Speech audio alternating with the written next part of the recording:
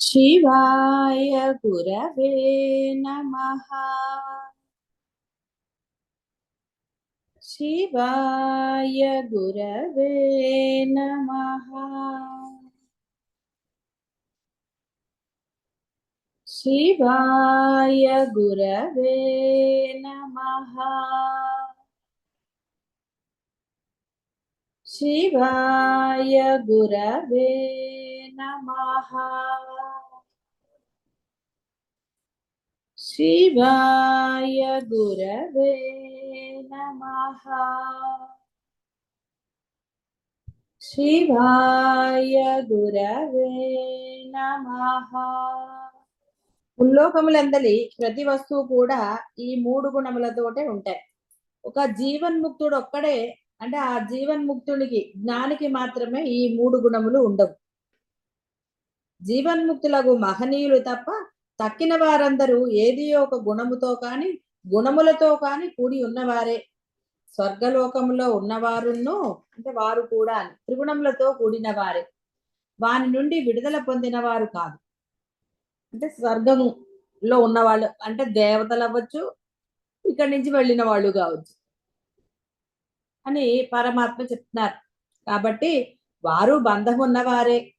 వారు కూడా ఎప్పటికైనాను జ్ఞానాదులను పొంది గుణరహితులు ముక్తులు కావలసిందే. కాబట్టి ఈ మూడు గుణములకు ఉత్పత్తి స్థానము ప్రకృతి లేక మాయ, అంటే ఆ నేను అన్న భావమే. కాబట్టి నేను భావన నీలో సహజంగా నశించాలి, ఇక మరలా ఉండకూడదు అనుకున్నప్పుడు, అంటే నువ్వు నిశ్చయించుకుంటే, ఎవరైతే కేవలం బ్రహ్మముగానే చరించదలుచుకున్నారో, ఉన్నది బ్రహ్మమే అని తెలిసిన తర్వాత ఆ బ్రహ్మంగా స్థిరంగా ఉండదలుచుకున్న వారు ఈ నేనుని వారిలోంచి సహజంగా తీసివేయడానికి అక్కడ ఏమీ లేదు. అంటే వారి యొక్క దైనందిన జీవితంలో ఎక్కడా కూడా వ్యవహారంలో తప్ప, అంటే ఆ వ్యవహారంలో కూడా తప్పదు కాబట్టి ఆ నేను దానికి ప్రత్యేకమైన ఐడెంటిటీ కానీ ప్రత్యేకమైన ఒక భావం కానీ లేదు. అంటే ఇక్కడ మానవమానాలు పొగడ్తలు ఇక అసలు ఏది దేని యందు కూడా ఎటువంటి భావన లేదు, కోరుకోవటము లేదు, ఆశించడం అసలు ఏది లేదు. భావరహితమే నేను సహజంగా నశించటం. నేను అనేది ఉన్నది, లోకంలో వ్యవహారం జరగడానికి పేరుతో వ్యవహారం జరుగుతున్నది, కానీ దానికి ప్రత్యేకమైన ఐడెంటిటీ లేదు. ఎలాగైతే పిల్లవాడికి ఒక పేరు పెడతారు, వాడికి అది తన పేరు అని వాడికి తెలియదు, ఏదో వీడు పిలుస్తున్నారు కదా అని వాడు చూడటం మొదలు పెడతాడు. వాడు వాడు ఎట్లా మీరు ఏ పేరుతో అంటే మీరు దేంతో ఎలా పిలిచినా వాడు పలుకుతాడు. వాడికి వినపడటం మొదలుపెట్టినప్పటి నుంచి వాడు తల తిప్పి చూస్తాడు ఎక్కడి నుంచి వినపడిందో. అంటే వాడికి తెలియదు అది తన పేరు అని. ఐడెంటిటీ వాడికి లేదు. ఐడెంటిటీ వచ్చే వరకు నీ పేరు అని మనం చెప్పించంటే అప్పుడు అర్థం అయ్యేవాడు. అప్పటి నుంచి వాడి గోల మొదలవుతుంది. అలాగే ఎప్పుడైతే నువ్వు నీ ఐడెంటిటీని గుర్తించవో, అది ఆఫీసులోనా ఇంట్లోనా ఎక్కడైనా సరే, అంటే ఇప్పుడు మీరు మీ భావనలు గుర్తించినట్టుగా నాలో ఈ లక్షణాలు ఉన్నాయి, ఈ మంచి లక్షణాలు ఉన్నాయి, ఈ చెడు లక్షణాలు ఉన్నాయి, ఇలాంటివన్నీ నేను ఇలా ఉంటున్నాను, అలా ఉండాలి, ఇలా ఉండకూడదు, ఇలాంటి రకరకాల భావనలు అభిప్రాయాలు మీలో ఉన్నాయి. ఇవన్నీ ఎప్పుడైతే సమసిపోతాయో, అంటే అవన్నీ రావచ్చుగాక ఒక సెకండ్ కూడా వచ్చినా సరే దాని యందు మీరు మీ యొక్క మనసుని లగ్నం చేయనప్పుడు, అంటే వాటికి ఇంపార్టెన్స్ ఇవ్వనప్పుడు అవి వచ్చినా కూడా పెద్ద మన ఇబ్బంది పెట్టారు.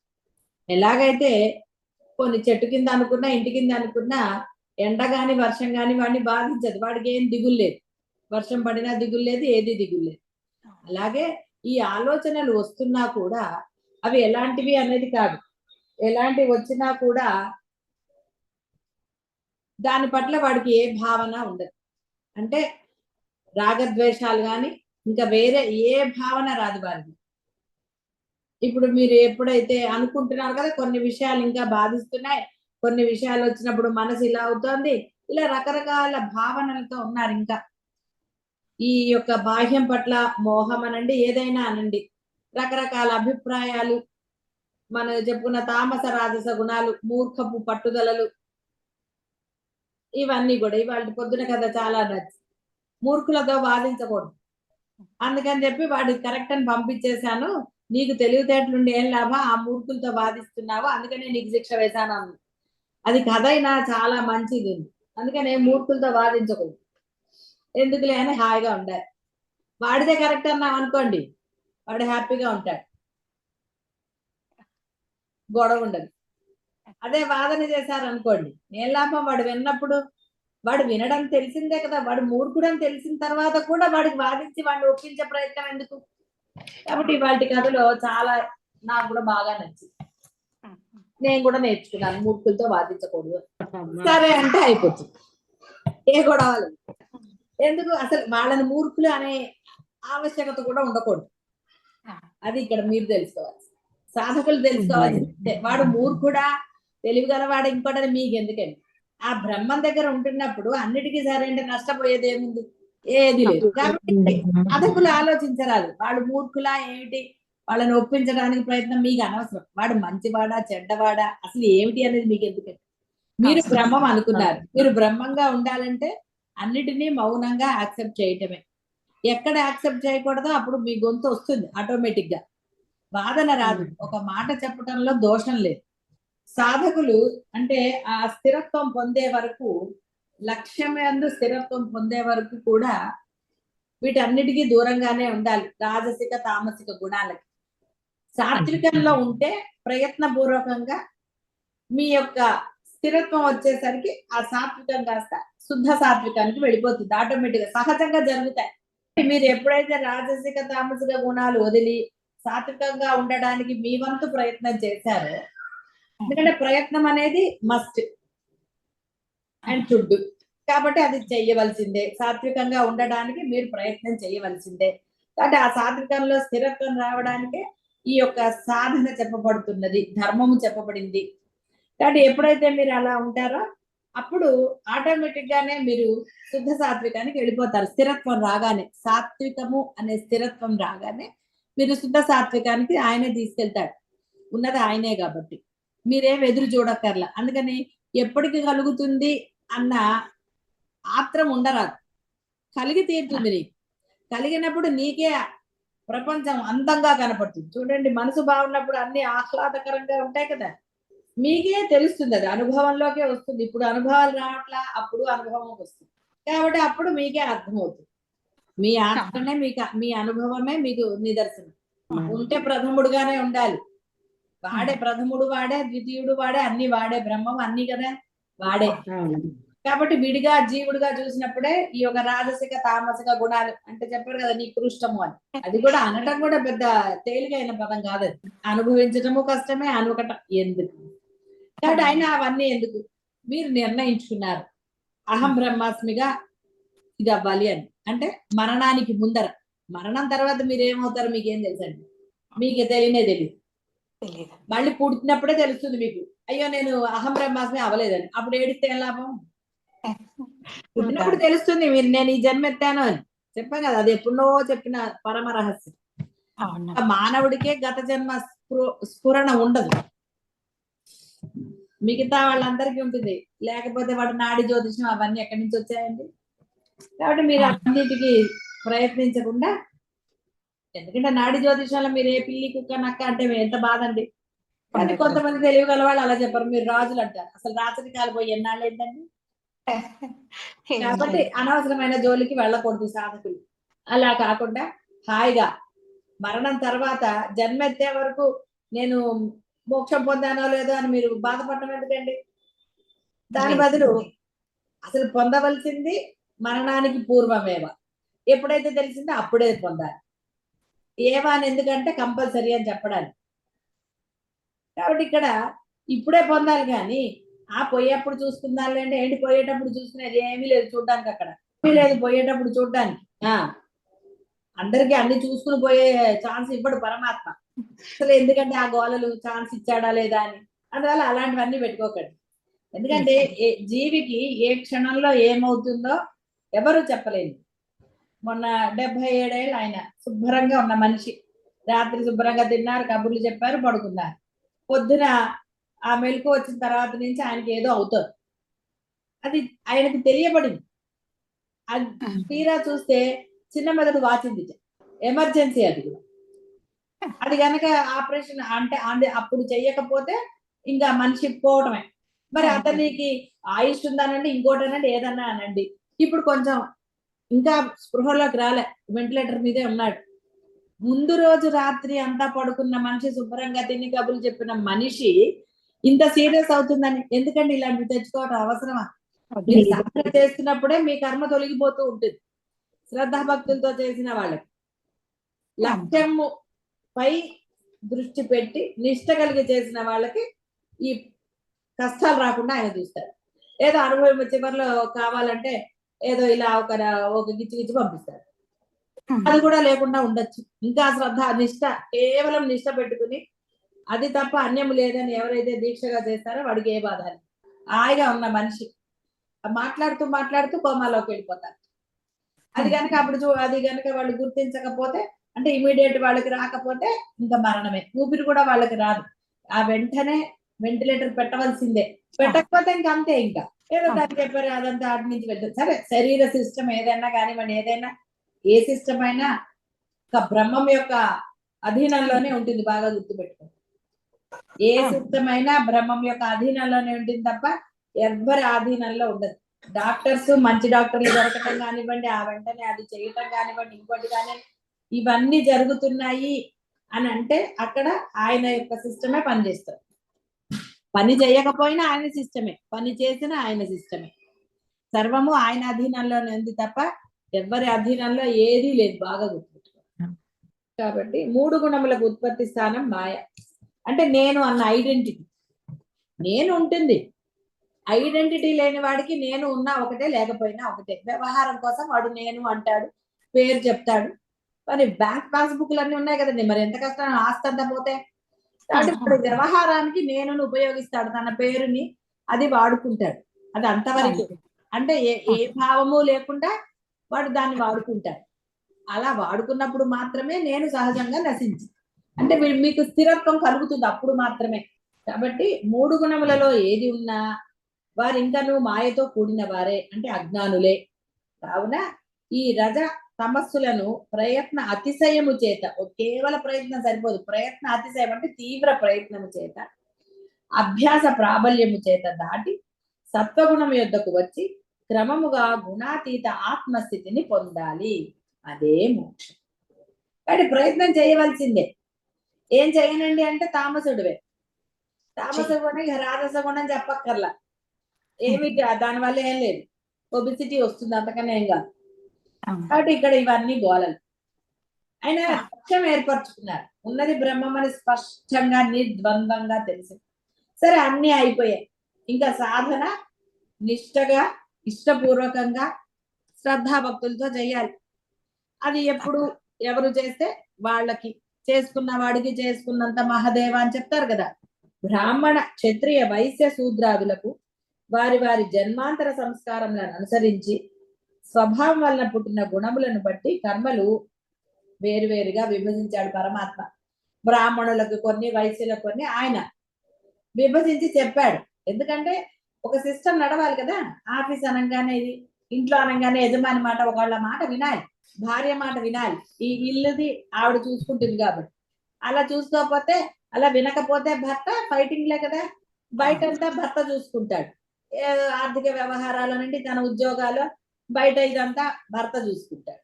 అక్కడ భార్య కల్పించుకోకూడదు. ఇంట్లో విషయాల్లో భర్త కల్పించుకోకూడదు. మీ అందరికి ఇవి అనుభవాలే కదా, మళ్ళీ నేను చెప్పక్కర్లే కదా. ఇంటి విషయాల్లో ఎప్పుడు మగవాళ్ళు కలగ చేసుకోవాలి, అనవసరం. కలగ చేసుకుంటే ఇంట్లో చాలా గొడవలు అవుతాయి. అందరికీ అనుభవమే అది. ఎందుకంటే అనవసరం. నీ బాహ్య వ్యవహారాలు నువ్వు చూసుకో, ఇంట్లో వ్యవహారం నిన్ను సలహా అడిగితే, నీ సహాయం అడిగితే చెయ్యి, తప్పదు. రిటైర్ అయ్యాకో, మరి భార్యలకు ఓపిక లేనప్పుడు భర్తలు చేయవలసిందే. చెప్పిన పని చేయటం తప్ప ఇంకోటి లేదు, చేయాల్సిందే.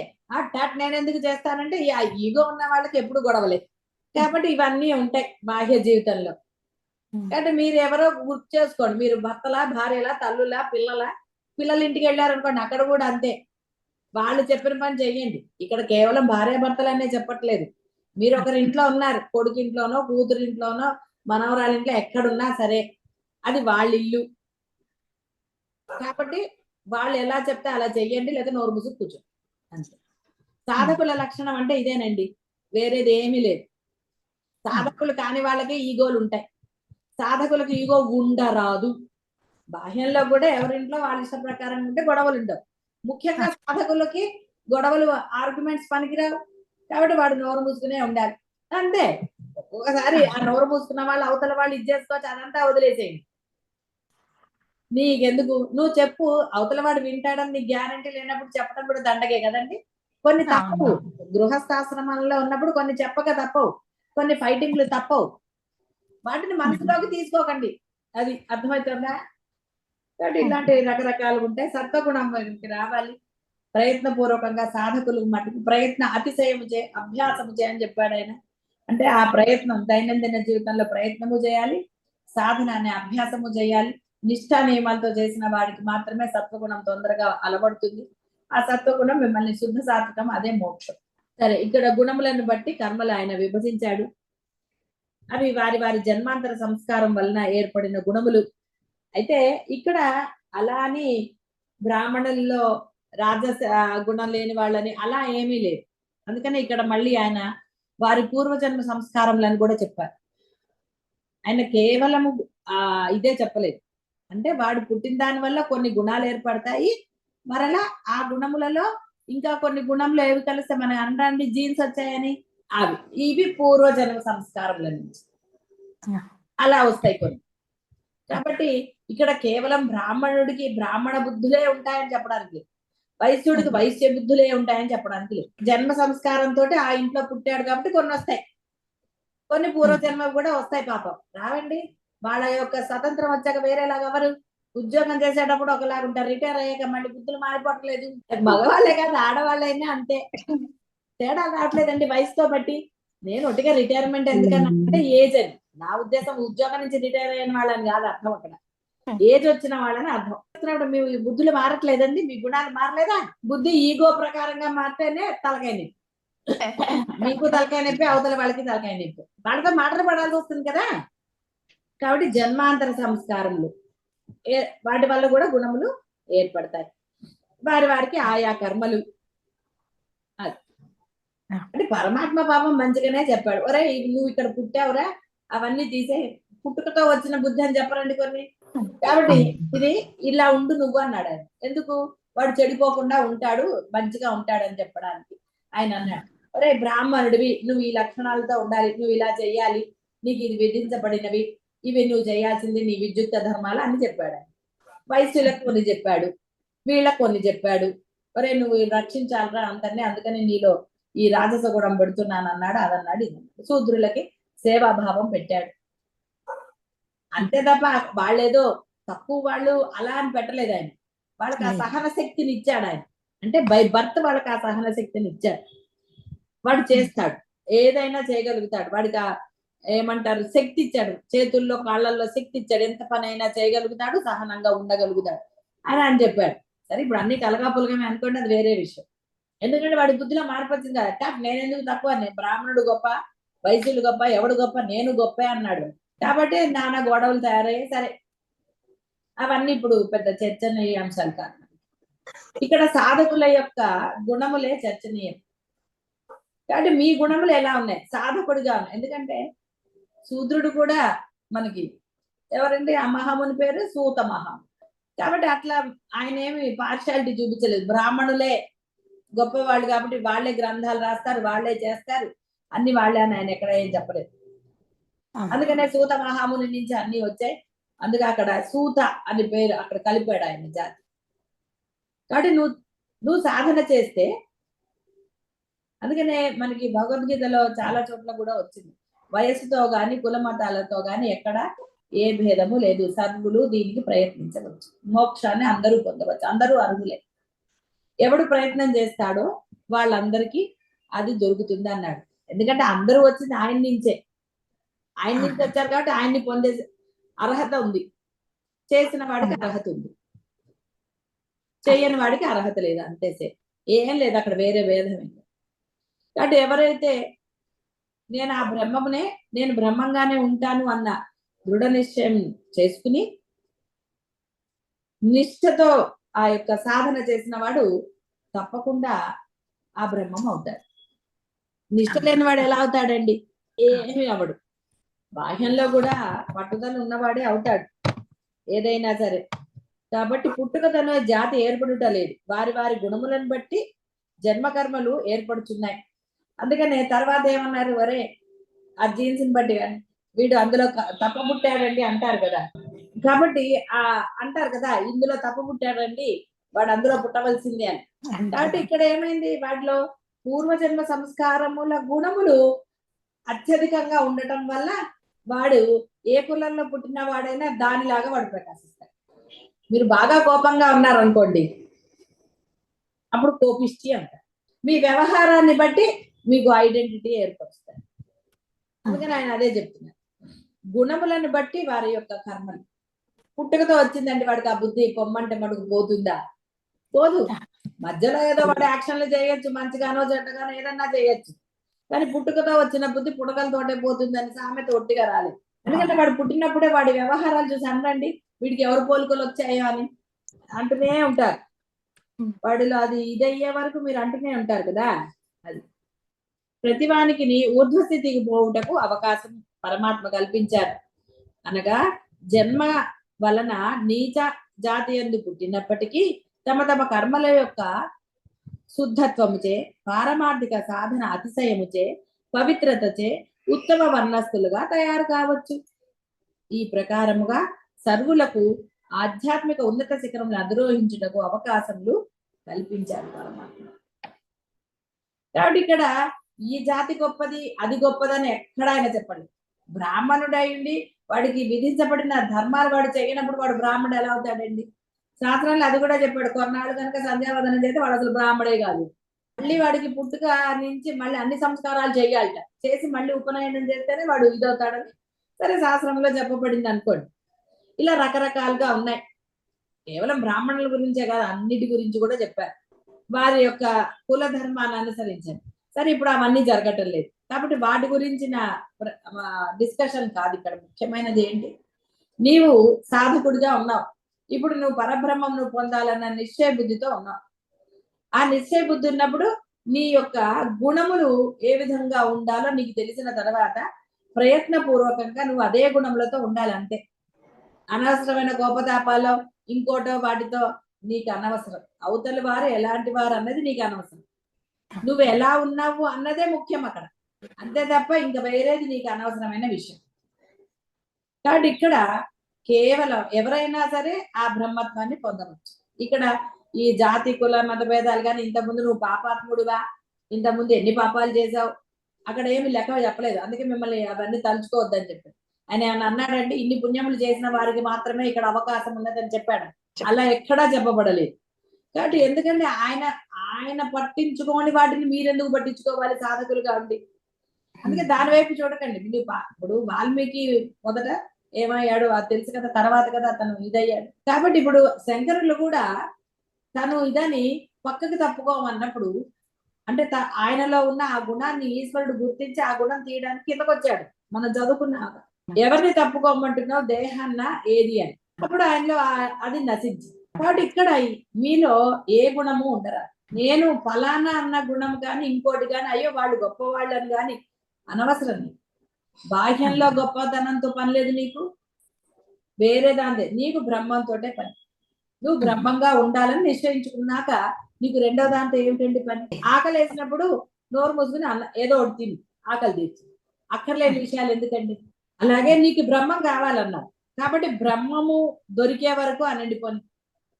నువ్వు బ్రహ్మంలో ఉండే వరకు, స్థిరంగా ఉండే వరకు నీవు నీ ప్రయత్నాన్ని ఆపరాదు. సర్వకాల సర్వ అవస్థల ఎందు అన్నారు, అనవరతం చేసేయాల్సిందే. ఇప్పుడు ఒక చోటికి అనుకున్నప్పుడు నువ్వు స్ట్రైట్ గా అక్కడికి వెళ్తే సమయం కన్నా ముందు కూడా వెళ్ళవచ్చు, నీ లక్ష్యం నెరవేరుతుంది. ఎక్కడికి వెళ్ళాలి, మధ్యలో 100 పనులు చూసుకుని వెళ్తే అసలు పని ఎక్కడ అవుతుందండి? అవ్వదు కదా. ఏది అసలైనదో ఏది ముఖ్యమైనదో దానికి మాత్రమే నువ్వు ప్రాముఖ్యత ఇవ్వాలి, అప్పుడు దాన్ని పొందుతావు బాహ్యంలో అయినా సరే.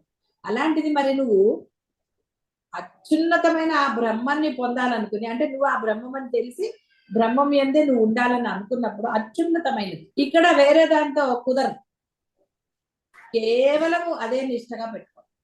బాహ్యంలో కూడా అంతే, ఇక్కడ మస్ట్ అండ్ షుడ్, ఇక్కడ నీకు ఆప్షన్ లేదు. బయట నువ్వేమన్నా డబ్బు పెట్టో ఈ రికమెండేషన్లు అలా ఏదన్నా పని జరుగుతుందేమో చెప్పలేదు, కానీ ఇక్కడ మటుకు అలాంటివి ఏమి లేవండి. రికమెండేషన్లు లేవు. గురువుల రికమెండేషను, పక్క వాళ్ళ రికమెండేషను, లేదా నా సాధన కొంచెం ఇచ్చేస్తాలే నువ్వు బ్రహ్మం అయిపో, తర్వాత నువ్వు బ్రహ్మం అయ్యాక మళ్ళీ నాకు సహాయం చేద్దా, అట్లాంటివి ఏం లేవండి, ఏం లేవు. ఇక్కడ ఎవరి రికమెండేషన్లు, గురువు మార్గం చూపిస్తాడు, ఆ గురువుని నమ్మి గురువు చెప్పింది నువ్వు తూచా తప్పకుండా పాటిస్తూ, అంటే నువ్వు సాధన చేసినప్పుడు ఆ సాధన సమయంలో నీకు విఘ్నాలు రాకుండా నిన్ను రక్షించే బాధ్యత గురువు వహిస్తాడు. నీకు నిష్ఠ, శ్రద్ధ ఇవి లేనప్పుడు గురువు సాక్షిగా మాత్రమే ఉంటాడు. ఎందుకంటే ఇప్పుడు మీకు ఆ నమ్మకం లేదు కదా అటు ఎందుకంటే చేసేది, చేయించేది, చెయ్యబడేది పరమాత్మే అని తెలిసిన తర్వాత కూడా మీరు బాహ్యం పట్ల వ్యామోహంతో ఉన్నారు. ఇంకా బాహ్యం పట్ల ఏది నశించేదో ఆ బాహ్యం పట్ల ఇంకా కొంత వ్యామోహము, మోహం, దానికి ఎన్ని పేర్లు పెడితే ఏమిటండి, కోపతాపాలో ఏవో ఇంకా ఉన్నాయి. అవి ఉన్నప్పుడు గురువు ఎందుకు సహాయం చేస్తాడండి? చెయ్యడు. గురువు అనుగ్రహం ఉంటుంది, కానీ నువ్వు చేసిన దాన్ని బట్టే ఉంటుంది.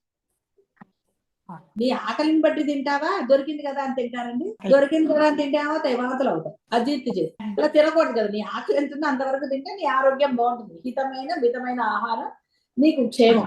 అంతే తప్ప ఫ్రీగా వచ్చింది కదా అని పొద్దున్నే మధ్యాహ్నం రాత్రి కలిపి తింటే ఏమవుతుంది? నీవు ఎలా చేయాలో అలా కేవలం అదే, అది అప్పుడు నీకు విఘ్నాలు కలగకుండా, నీ యొక్క బాహ్యమైన పనులలో ఆటంకాలు రాకుండా, బాహ్యంలో నీకు ఎక్కడా తగ్గిపోకుండా నీ విలువనండి ఇంకోటండి. అదే కదండి మీ బాధ అంతా, ఐడెంటిటీ పోతుంది బాహ్యంలో అని. మీ ఐడెంటిటీని ఆయన నువ్వు బ్రహ్మం అంటే ఐడెంటిటీ పెరుగుతుందా తగ్గుతుందా? మరి అది పెరుగుతుందని తెలిసి కూడా దాన్ని పట్టుకోకుండా అయ్యో వీళ్ళు ఏమనుకుంటారో వాళ్ళు ఏమనుకుంటారో అని మీరు కనుక ఇంకా బాహ్యంలోనే ప్రవర్తిస్తే ఏం లాభం? కాబట్టి గుణములు ఉన్నత శిఖరములు అధిరోహించుటకు సర్వులకు అధికారము కలదు. మనోనిగ్రహము, బాహ్యేంద్రియ నిగ్రహము, తపస్సు, శుచిత్వము, రుజుమార్గ వర్తనము, శాస్త్రజ్ఞానము, అనుభవ జ్ఞానము, దైవమందు, గురువునందు, శాస్త్రమందు నమ్మకము కలిగి ఉండుటనున్నవి స్వభావం వలన పుట్టిన. ఇప్పుడు బ్రాహ్మణ కర్మ అన్నారు, ఇక్కడ కులముతో చెప్పట్లేదు. అంటే ఈ మంచి గుణాలు బ్రాహ్మణులు, అంటే బ్రాహ్మణ వంశంలో జన్మించిన వాడదని చెప్పటం లేదు, బాగా గుర్తుపెట్టుకోండి. బ్రాహ్మణ వంశంలో అని చెప్పటం లేదు. ఉత్తమ గుణములకు పేరు పెట్టుకోలేదండి. సాత్విక గుణం అని చెప్పారా లేదా? సాత్వికము, రాజసికము, ఇక్కడ కూడా ఈ ఉత్తమ లక్షణములు అనేవి బ్రాహ్మణము అని చెప్తున్నారు. అంతేగాని ఇక్కడ బ్రాహ్మణులు అని కాదు, గుర్తుపెట్టుకోండి. గుణముల బట్టి విభజించానని చెప్తున్నాడు కదా ఆయన. కాబట్టి ఎవరికైతే ఇక్కడ పుట్టిన మీరు అంటే ఎక్కడ పుట్టారు అన్నది కాదు, మీ గుణములు ఏమిటో చెప్పి దానిని బట్టి, అంటే వీళ్ళు ఉత్తములు, అందరిలోకి ఉత్తములు, బ్రాహ్మణ వంశము కాదు, గోత్రాలు కాదు, ఇక్కడ బాహ్యంలో ఉన్న ఇంటి పేరు గోత్రాలు కాదు, మీ గుణమును బట్టి పరమాత్మ చెప్పినది. ఎందుకంటే శిరస్సు ప్రధానం. ఆయన చెప్పాడు తన శరీరంలో, అంటే ఆయనకు ఒక శరీరం ఏర్పరిస్తే ఆయన శరీరంలో ఎక్కడి నుంచి ఉత్తములు పైనుంచి వచ్చారు, శిరస్సు నుంచి, అంటే మన గొంతు వరకు ఉన్నది ఉత్తమం అన్నారు, ఈ మధ్యలోది కర్మ భాగం, తర్వాత అది చెప్పారు మనకు. అలా ఆయన విభజించాడు. కాబట్టి ఇక్కడ కూడా గుణములను బట్టి, అంటే ఇది సాత్వికము, వీళ్ళందరూ ఈ గుణాలన్నీ సాత్వికమే కదండి. అంతరింద్రియ నిగ్రహము, బాహ్యేంద్రియ నిగ్రహము, తపస్సు, శుచిత్వము, రుజుమార్గవర్తనము, అంటే అబద్ధాలు, కపటత్వము, మోసం లేని వర్తనము అంటే చరించటం అని అర్థం, ఆచరణ పెట్టడం. జ్ఞానము, అనుభవ జ్ఞానము, దైవమందు, గురువునందు, శాస్త్రమందు నమ్మకం కలిగి ఉండుట అనేవి సాత్విక గుణాలే కదా. సాత్విక గుణాలు ఉన్న వాళ్ళు బ్రాహ్మణులు అన్నారు. అర్థమైందా? మీలో మీరందరూ కూడా బ్రాహ్మణ వంశంలోకే వస్తారు. కాబట్టి ఇక్కడ వంశము బ్రాహ్మణులు అంటే పుట్టినది అది కాదు, మీరే కులము అని, కులముతో సంబంధం లేదు. ఇక్కడ జ్ఞాన విజ్ఞానముల రెండిటిని ముముక్షువు తప్పక కలిగి ఉండాలని పరమాత్మ చెప్తున్నారు. చాలా సార్లు కూడా చెప్పారు. కేవలము శాస్త్ర జ్ఞానము చాలదు, అనుభవం కూడా ఉండాలి. కాబట్టి కేవలం మీరు సాధన చేస్తే చాలండి రామ రామ రామ రామ రామ రామ అనుకుంటూ ఆవలించుకుంటూ నిష్ఠతో శ్రద్ధాభక్తులతో ఉత్సాహముతో చేయాలి. అదే చెప్తున్నారు. కాబట్టి అనుభవం కూడా ఉండాలి. అనుభవం వల్లనే మనుజులకు హృదయ పరిణామము, పరిణామము అంటే మంచి వైపు వెళ్ళడానికి పరిణామం, పరిమాణం కాదండి, ఎల్లార్జ్ అవుతారు. హృదయం ఎల్లార్జ్, విశాల హృదయం అంటే ఎల్లార్జ్ అవుతుందన్న కాదు కదా. ఏ భావం లేకపోతే విశాల హృదయం అంటారు. ఆనందము కలుగుతాయి. ఈ గుణాలు ఉంటే ఆనందమే కదండి ఉంటుంది. ఎవడి మీద ద్వేషం లేదు, ఎవడి మీద కోపం లేదు, ఆనందంగా ఉండొచ్చు. జనులకు పరమార్థ విషయములపై విశ్వాసము కూడా ఉదయిస్తుంది. కాబట్టి ప్రతి వారు కూడా శాస్త్ర జ్ఞానంతో పాటు అనుభవ జ్ఞానాన్ని సంపాదించాలి. అనుభవ జ్ఞానం సంపాదించాలంటే ఆచరణ పెట్టాలి. ఆచరణ పెట్టండి ఏం తెలుస్తుందండి? తింటే కదా రుచి తెలుస్తుంది, చూస్తే అందం తెలుస్తుంది. ఏదైనా అనుభవం లేని ఎలా తెలుస్తుందండి? ఎలా చెప్తారు? కాబట్టి ఇక్కడ అన్నవాడు లేదండి చాలా బాగుంటుంది నేను, కాబట్టి ఇక్కడ అనుభవం కంపల్సరీ. కాబట్టి ఇక్కడ అనుభవం అంటే మీ సాధన, మీరు ఎంత నిష్ఠతో చేస్తే మీరు ఎంత ఆనందం పొందుతున్నారు అనేది మీ అనుభవం. గురువు అనుభవం కాదు. గురువు ఆల్రెడీ అనుభవం పొందేశాడు. అందుకే ఆయన చెప్పాడు, స్పష్టంగా చెప్పాడు. ఏమోనండి అని అనలేదు, ఎక్కడ సందేహాస్పదంగా చెప్పలేదు, గంట వాయించి చెప్పారు. ఇంతే, ఇలా ఉంటుంది, అంత ఆనందం అది చెప్పడానికి రాదు అనే చెప్పారు. ఎందుకంటే అది అనుభవం.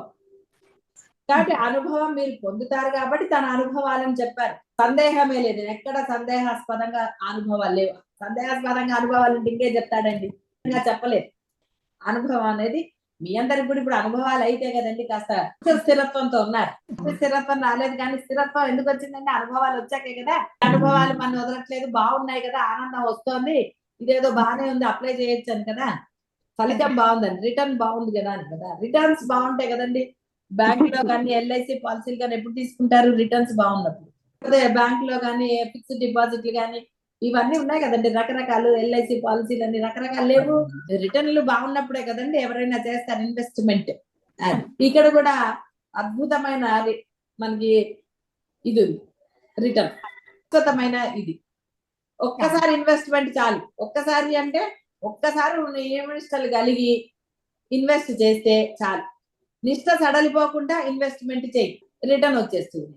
అది ఎప్పటికీ ఉంటుంది. వాడు కాలపరిమితి పెడతాడు బాహ్యంలో.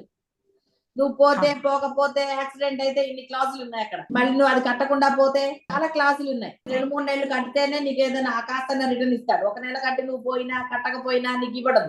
ఇక్కడ ఆయన నువ్వు స్టార్ట్ చేసినప్పటి నుంచి ఓ పక్కన పెడతాడు ఆ కౌంట్. నువ్వు శ్రద్ధాభక్తులతో ఎప్పుడైతే నిష్ట చేస్తావో ఇది అది యాడ్ చేసేసి ఒకటేసారి ఇచ్చేస్తాడు. ఆయన ఏది వేస్ట్ చేయడు. చెప్పాను కదా, రామాలో రా పలికేసి నువ్వు మా పలకపోయినా రాకి, ఎందుకంటే ఆయనకు తెలిసి నీ మనసులో రామాలన్న అంటే ఏమిటో ఆయనకు తెలుసు కాబట్టి ఆ రాకి ఫలితం ఇచ్చేస్తాడు. అది సమధమాదులను 9 కర్మలు చెప్పాడు. ఇవి ఇంత ముందు కూడా చెప్పింది. ఆ సత్కర్మలను అనుష్ఠించువాడు బ్రాహ్మణుడే. కాబట్టి శారీరక వాచిక మానసిక తపస్సులే శ్రేష్టమైనవి. అంటే ఆ తపస్సు అంటే చెప్పాను కదా, ఏకాగ్రత, యోగం, ఒకదాని అందే స్థిరత్వం కలిగి ఉంటాయి. బ్రహ్మం ఎందే నిష్ట కలిగిన వాడు చేసేది తపస్సు, సాధనే తపస్సు. తపన పట్టమే తపస్సు. తపన అంటే ఆ సాధన ఎందే అహం బ్రహ్మాస్మి, ఆ నిష్ట, దాని నుంచి బయటకు వెళ్ళట్లేదు వాడు. వాడికి బాహ్యం అనవసరం, చేస్తున్నాడు, తింటున్నాడు, పడుకుంటున్నాడు, ఇవన్నీ చేస్తున్నాడు, కానీ చేస్తున్నానన్నా ప్రత్యేకమైన స్ఫురణ లేదు. స్విచ్ చేస్తే ఫ్యాన్ ఆటోమేటిక్ గా తిరుగుతుంది కదండి. మీరు అంటారా ఫ్యాన్ ఇప్పుడు తిరగబడును అని? ఎందుకంటే స్విచ్ చేస్తే అది తిరుగుతుందని మీకు తెలుసు. మీరు మళ్ళీ ప్రత్యేకంగా పెద్ద గాలి రాకపోతే ఏమిటి తిరగట్లేదా అని చూస్తారు, ప్రత్యేకంగా చూడక్కర్లా. ఇది అంతే. మీరు నిష్ఠగా ఆ బ్రహ్మం ఎందే ఉంటే సహజంగా గాలి ఎలా లభిస్తుందో మీకు అలా లభిస్తుంది అంతే. ఫ్యాన్ ఎలా తిరుగుతుందా అదే. శారీరక వాచక అంటే మనం చెప్పిన మౌన అంటే మనసా వాచా కర్మ. ఈ మనసా వాచా కర్మణ కూడా అద్వైతమే ఉండాలి, అన్యం ఉండరాదు. నీ మాట అదే కావాలి, చేత అదే కావాలి, మనసులో అదే. అప్పుడు మాత్రమే అన్ని వ్యవహారాలు జరుగుతాయి.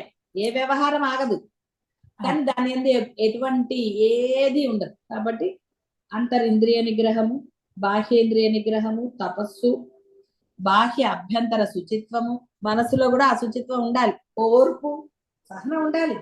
దెబ్బలాడడానికి సహనం ఉండద్దండి, ఉంటాయి కదా. దెబ్బలాడకూడదు, సహనంగా దెబ్బలాడితే అన్ని గుర్తు తెచ్చుకుని దెబ్బలాడు.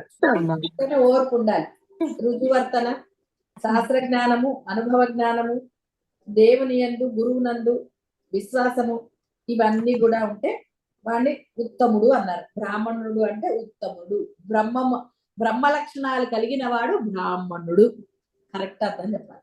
బ్రహ్మ లక్షణములతో ఉన్నవాడు, అవి గనక వాడు నిత్యము ఆచరణలో పెడితే వాడే బ్రహ్మం అవుతాడు. బ్రాహ్మణుడు బ్రహ్మం అవుతాడు. కాబట్టి మీరు ఆ యొక్క రాజసిక తామసం నుంచి సాత్వికంగా వస్తే శుద్ధ సాత్వికంగా అయినట్టుగా వేరే ఇప్పుడు మళ్ళీ చెప్తున్నాడు కదా, ముందు ఉత్తమమైనదే చెప్తారు ఎవరైనా. ఫస్ట్ ర్యాంక్ గురించి కదండి చెప్తారు. ఇంత వస్తే ఫస్ట్, తర్వాత సెకండ్, థర్డ్ అంటారు. ఎవరో కొంత తిక్కల వాళ్ళు థర్డ్ నుంచి మొదలెడతారు.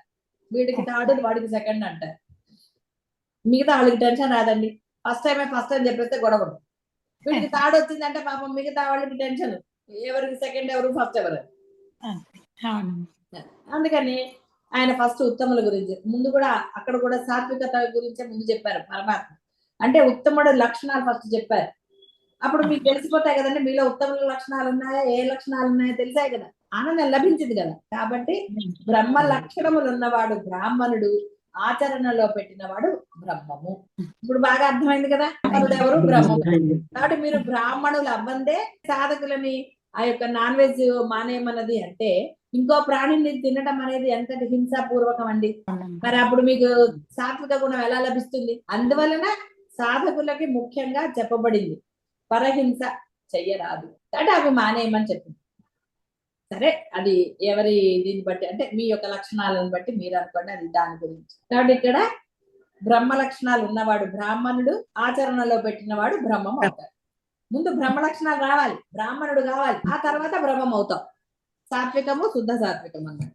శూరత్వము, తేజస్సు అంటే ఈ కీర్తి, ప్రతాపం, నాకు చాలా బలం ఉంది, నేను చాలా గొప్పవాడిని, నాకు బోల్డు డబ్బులు ఉన్నాయి, అహంకారం ఉంది, నేను మొండివాడిని, నేను ఎవరి మాట వినను, నేనే తెలివి గలవాడిని, నా మాటే శాసనం, ఇలాంటివి అవన్నీ. ఆ ధైర్యాలు, సామర్థ్యము, ఇవన్నీ కూడా దానము, ఇన్ని స్వభావాలన ఇవి క్షత్రియ కర్మలు. ఇది కనబడుతూనే ఉంది కదా. రమ్మంటే మటుకు రాజరికం. అయితే అప్పుడు రాచరికం ఉన్నప్పుడు ఇవి రాజులో అన్ని లక్షణాలు ఉంటాయి. అవసరమైనప్పుడు ఆ కరుణ చూపిస్తాడు, మళ్ళీ యుద్ధము చేయవలసిన అవసరం ఉన్నప్పుడు ఆ యొక్క ప్రతాపాన్ని కూడా చూపిస్తాడు. ఆ ప్రతాపం చూపించకే కదా ఆయన ప్రగల్భాలు పలకని అర్జునుడిని తిట్టాడు ఆయన. నువ్వు రాజువయ్యా, నువ్వు రక్షించాలి ఇక్కడ ఇప్పుడు, కాబట్టి నువ్వు అంటే పరాక్రమంతో ఉండాలి, ధైర్యంగా ఉండాలి, కానీ పిరికివాడులా కబుర్లు చెప్పకని చెప్పి తిట్టాడు కదా పాపం ఆయన. కాబట్టి ఇక్కడ సాధకులకు కూడా కొంత ధైర్యం ఉండాలి అవసరమైనప్పుడు. నేను సాధన మాత్రమే చేస్తాను అన్న చెప్పే ధైర్యం మొన్న చెప్పాను ధైర్యాల గురించి. మీకు ఆ ధైర్యం ఉండాలి, అంటే అవసరమైనప్పుడు కొంత ఈ యొక్క రాజసికమా అని కాదు, ఆ ధైర్యం అవసరాన్ని పట్టిన ధైర్యం మీకు ఉండాలి. ఆ ధైర్యం లేకపోతే అందరికీ సరే అనమన్నా అక్కడ అది కూడనిదో ఏదో అయినప్పుడు వారిని ఎదిరించే ధైర్యం మీకు ఉండాలి. ఏ రకంగా ఎదిరిస్తారనేది తర్వాత విషయం, కానీ అది కూడదు అని ఆ ధైర్యం మీలో ఉండాలి. సికంగా ఎదిరించవచ్చు, రాజసికంగా ఎదిరించవచ్చు, అంటే మాటల యుద్ధాలతో ఎదిరించవచ్చు, సందర్భాన్ని బట్టి ఉంటుంది. ఆ దానిని ఎదుర్కొనే శక్తి మీలో, అంటే ఆ ధైర్యం మీలో ఉండి తీరా సాధనా సమయంలో. కాబట్టి ఇక్కడ ఇవన్నీ కూడా ధర్మపూర్వక దానము, అవసరమైనప్పుడు దానాలు చేయాలి. ఏమంటే నేను సాత్వికంలో ఉన్నాను కానీ దానాలు చేయక్కర్లేదండి, అనవసరం. నీకు చెప్పాను కదా, ధర్మం నీ దగ్గరికి ఏది వచ్చిందో అది చేసుకుంటూ వెళ్ళిపో. చేస్తున్నానన్న భావన ఉంచదు, చెయ్యాలా వద్దా అన్న ఆలోచన ఉంచదు. కాబట్టి ఏ ఆలోచన లేనిదే బ్రహ్మం, బ్రాహ్మణ లక్షణం అలా ఉంది. కాబట్టి ఇవన్నీ క్షత్రియ కర్మలు. కాబట్టి క్షత్రియ కర్మలు చేయవలసి వచ్చినప్పుడు చేయవలసిందే. కాబట్టి ఇక్కడ యుద్ధాల గురించి మనకు అనవసరం. యుద్ధాలు జరుగుతూ ఉంటాయి కదా, యుద్ధాలు జరగకుండా ఎలా ఉంటాయండి? ఇళ్లలో జరగట్లా? ఇళ్లలో జరుగుతాయి, రకరకాలు కదా. కాబట్టి రాజులకే యుద్ధాలు అనక్కర్లా, మీ మనసుల్లో ఉన్న యుద్ధాలు ఎందుకు లేవు? మీకు మీరు యుద్ధం చేసుకోవట్లా లోపల? తిట్టాలా వద్దా, కొట్టాలా వద్దా? కాబట్టి బాహ్య యుద్ధం కాకుండా మన అంతర్యుద్ధం అన్నమాట ఇది. చూసారా? బాహ్య యుద్ధం ఎప్పుడో ఒకప్పుడు, అంటే బయట మనుషులు అనండి, వాళ్ళతో అనండి, అప్పుడప్పుడు ఉండొచ్చు. కానీ అంతర్యుద్ధము మోక్ష పర్యంతము సర్వజీవులందును జరగాలి. కాబట్టి మనసులో అది లేకపోతే నేను మోక్షం పొంది తీరాలి, నాకు ఇవి అనవసరము అన్న దృఢ నిశ్చయం నీలో ఉండాలి. మనసు అంటుంది పర్వాలేదులే, ఫంక్షన్కి వెళ్ళొద్దాం అంటుంది, 4 రోజులు ఎంజాయ్ చేసి వద్దాం, అటు ఇటు పోదాం అంటుంది. అప్పుడు మనసుని కంట్రోల్ చేయగలగాలి. అంతర్యుద్ధం ఇదే. నోరు మూసుకుని ఉండు, నేను దీక్ష అంటే బ్రహ్మం అయితే కానీ కదిలే క్వశ్చనే లేదు, నేను బ్రహ్మం అయి తీరాలి, నేను నిష్టగా చేస్తా, నువ్వు మాట్లాడే పని లేదు, ఇది అంతర్యుద్ధం. నేను చెడ్డ గుణములతో ఉండను, మంచిగానే ఉండి తీరుతాను, అవతల వాడు ఎలా ఉన్నా నాకు అనవసరం, నేను ఇలా సాత్విక బుద్ధితోనే ఉండి తీరతాను, ఈ నిశ్చయం.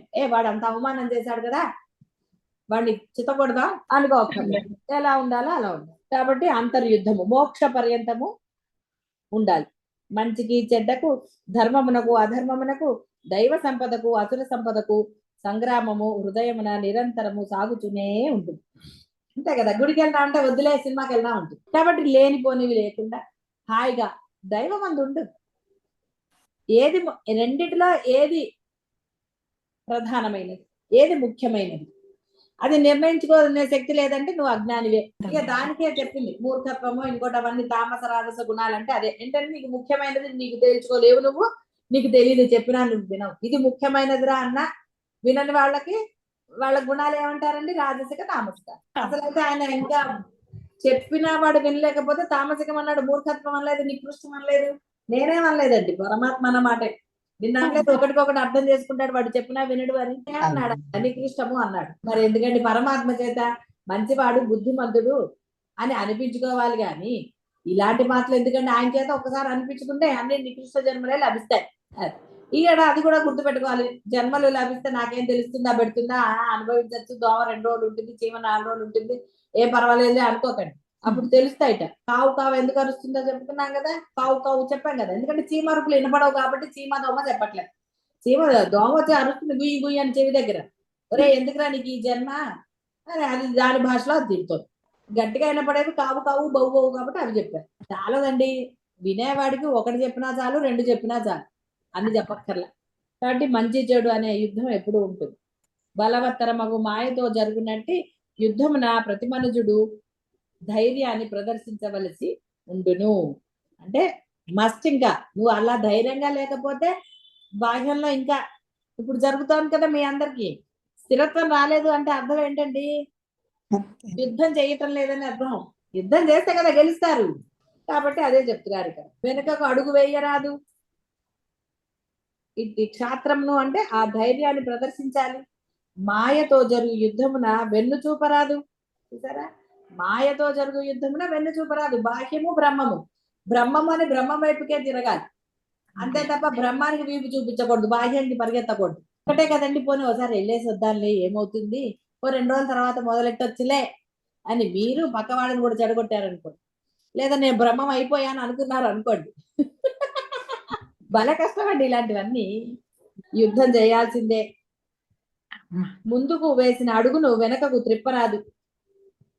బాహ్య యుద్ధంలో సరే తెలుసు కదా, కాబట్టి బాహ్యంలో చూపించే ధైర్య సాహసాలు మనుజుడు తన అంతర్యుద్ధమున చూపాలి. అప్పుడే విజయము కరతలామలకమై, అంటే చెప్పగా అరచేతిలో ఉసిరికాయ పూర్వకాలం చెప్పేవాడు, ఉసిరికాయ తింటే చాలు వాడు ఆరోగ్యం అని. అలా వాడికి అంత సులభము అని. చేతిలో ఉసిరికాయ పెద్ద కష్టం ఏంటండి? కాదు కదా, నీకు అంత సులభం అవుతుంది. నీవు ఆ ధైర్య సాహసాలు ప్రదర్శించాలి. ధైర్యంగా నిష్ఠగా సడలింపు లేకుండా సాధన చేస్తే నీకు అంత సులభంగా అది లభిస్తుంది అని చెప్తున్నాను. అంతే తప్ప మళ్ళీ బాహ్యం వైపు, బంధాల వైపు, విషయముల వైపు, సరే ఎన్నున్నాయండి 1,00,000 బాహ్యంలో ఉన్నవి 1,00,000 అందరికీ ఒకే రకంగా. అందుకని వాటన్నిటిని కలిపి వస్తువులు అంటే అన్ని వచ్చేసాయి, బంధములు అంటే అన్ని వచ్చేసాయి. కాబట్టి ఇలా చెప్పేశారు. కాబట్టి వాటి వైపు ఎందులో లేసమాత్రంగా ఉన్నా నీలో ధైర్యం లేదు అని అర్థం. నువ్వు యుద్ధం చేయటం లేదు. వేటితో అన్నిటితో చేయాలి యుద్ధం, అంతేగాని నీకు నచ్చిన వాటిని పక్కన పెట్టేసుకుని మిగతా వాటితో చేస్తే ఏం లాభం అండి? అది జీవుడు మోక్ష సామ్రాజ్య అభిషక్తుడు అవుతాడు. కాబట్టి ఎప్పుడైతే ధైర్యంగా వాడు చేస్తాడో, వెనక అడుగు వేయకుండా చక్కగా వాడు మోక్ష సామ్రాజ్యానికి అధిపతి అవుతాడు. కావున బ్రహ్మతేజము, క్షాత్రవీర్యం అంటే ధైర్యం అని, ఈ రెండిటిని జీవుడు సంపాదించుకోవాలి. మరియు లక్ష్యమగు ఆత్మ సాక్షాత్కారం జీవన్ముక్తి పొందు వరకు మనుజుడు వెనుకకు మరల రాదు. వెనుకకు మరల రాదంటే బాహ్యం వైపుకు వెళ్ళొద్దని అర్థం. ముందుకేశారు, పొందిన తర్వాత వెనక్కి వెళ్ళి ఇంకే వెళ్తామంటూ ఉండదు కదండి. ఆ తర్వాత ముందుకేసావు కదా, ముందుకే నడు, ఎందుకు వెనక్కి చూస్తున్నావు? పదా పొంది తీరు. కాబట్టి పలాయనం చెయ్యరాదు. ఈ లక్షణాలు, ఈ శూరత్వము ఇలాంటివన్నీ కూడా ఉండకూడదని చెప్పలేదు. బ్రహ్మము పొందడానికి ఇవి మీరు ఆ పాజిటివ్ గా యూజ్ చేయాలని చెప్పటం, ఉండద్దు అని చెప్పటం లేదు మీకు. ఇవి ఎక్కడ అవసరమో అక్కడ యూజ్ చేయండి, ఉండరాదు అని చెప్పలేదు ఆయన. ఎక్కడ అవసరమో అక్కడ వాటిని మీరు వాడాలి. ధైర్యాన్ని కానీ, కీర్తిని కానీ, ఏదైనా సరే. కీర్తి అంటే మీ కీర్తి కాదు, దానుల కీర్తిని మీరు, ఆ కీర్తిని మీరు అంటే శ్లాఘించుకుని ధైర్యం తెచ్చుకుని, ఇలా వీళ్ళందరూ ఇలా పొందారు కదా, నేను ఎందుకు పొందలేను, నేను పొంది తీరగలను అన్న ఇది. కాబట్టి కీర్తి అంటే మీ కీర్తిని చెప్పుకోమని కాదండి. బ్రాహ్మణుడు బ్రహ్మత్వాన్ని పొందండి. శుభం భూయాత్.